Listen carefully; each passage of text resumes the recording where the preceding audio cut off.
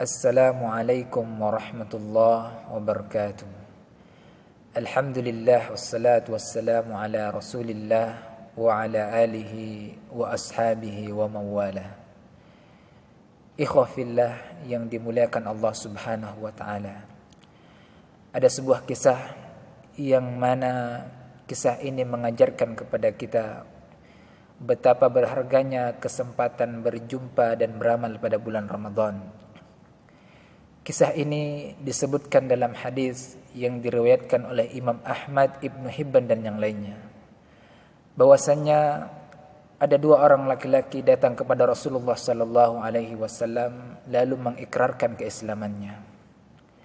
Setelah masuk Islam, dua lelaki ini tinggal di rumah salah satu sahabat Rasulullah sallallahu alaihi wasallam yang bernama Thalhah bin Ubaidillah.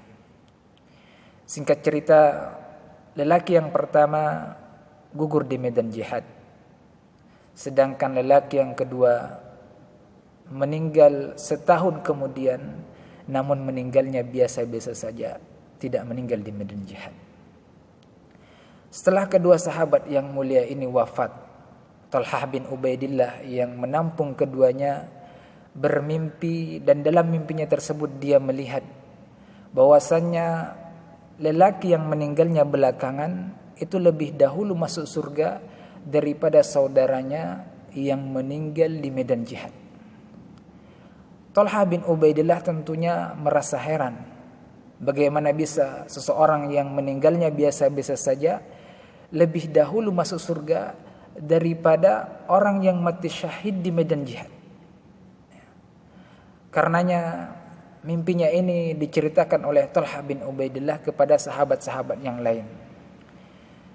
Sampai kemudian ditanyakanlah kepada Rasulullah sallallahu alaihi wasallam perihal mimpi ini. Kemudian Rasulullah sallallahu alaihi wasallam berkata kepada para sahabat yang hadir pada saat itu. Kata Rasulullah, "Kenapa kalian heran? Bukankah lelaki yang kedua tadi dia masih hidup setahun setelah kematian saudaranya? Dan bukankah dalam setahun itu dia bertemu dengan bulan Ramadan? Dan pada bulan Ramadan tersebut dia berpuasa. Kemudian dia salat, dia sujud selama setahun lamanya. Ketahuilah," kata Rasulullah sallallahu alaihi wasallam, "jarak kebaikan antara dia dengan saudaranya adalah seperti jarak antara langit dan bumi." Ikhwah yang dimuliakan Allah Subhanahu wa taala, lihatlah bagaimana besarnya, bagaimana berharganya kesempatan bertemu dan beramal pada bulan Ramadan. Dua sahabat tadi masuk Islam secara bersama-sama. Bahkan lelaki yang pertama itu meninggalnya syahid di medan jihad. Akan tetapi lelaki yang kedua lebih dahulu masuk surga, bahkan kebaikannya lebih banyak daripada saudaranya yang meninggal lebih duluan. Apa perbedaannya? Perbedaannya adalah lelaki yang kedua masih bisa bertemu dengan satu Ramadan, dan pada bulan Ramadan tersebut dia melakukan banyak sekali kebaikan. Jadi perbedaannya hanyalah satu Ramadan. Bayangkan jika perbedaannya adalah 2 Ramadan, 3 Ramadan dan seterusnya. Tentu perbedaan kebaikan antara keduanya tentunya akan lebih banyak lagi. Karena itu, ikhwah fillah yang dimuliakan Allah Subhanahu wa taala, kita yang diberikan kesempatan oleh Allah Subhanahu wa taala bertemu dengan bulan Ramadan tahun ini, mari kita maksimalkan, kita isi dengan memperbanyak melakukan amalan kebaikan. Sebab apalah artinya bertemu dengan banyak Ramadan namun diisi dengan kesia-siaan dan maksiat kepada Allah Subhanahu wa taala. Jangan sampai kita termasuk orang-orang yang disebutkan oleh Allah Subhanahu wa taala dalam surah Al-Mu'minun ayat 99 sampai dengan 100. Allah Subhanahu wa taala berfirman, "A'udzu billahi minasyaitonir rajim. Hatta idza jaa ahadahumul maut." Hingga apabila kematian mendatangi salah seorang di antara mereka.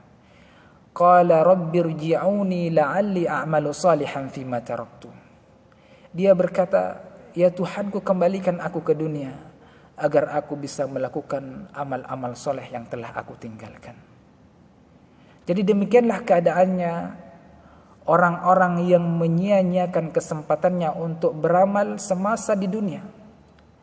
Dia akan menyesal dan memohon kepada Allah Subhanahu wa taala agar dikembalikan lagi ke dunia.